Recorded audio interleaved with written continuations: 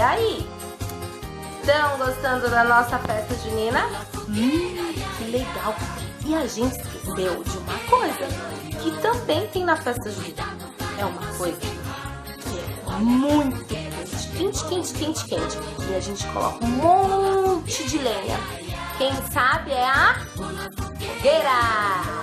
Toda festa junina tem uma fogueira pra gente esquentar, pra colocar milho, pra assar, né?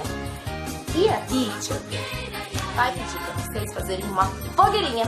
Vamos usar nossas hands, tá bom? Se não tiver cor laranja, pode ser outra cor.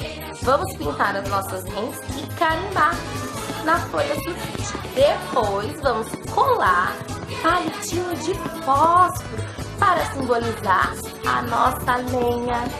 Olha aqui, o fogo e a lenha, tá bom? Quero ver de vocês. Bye, bye!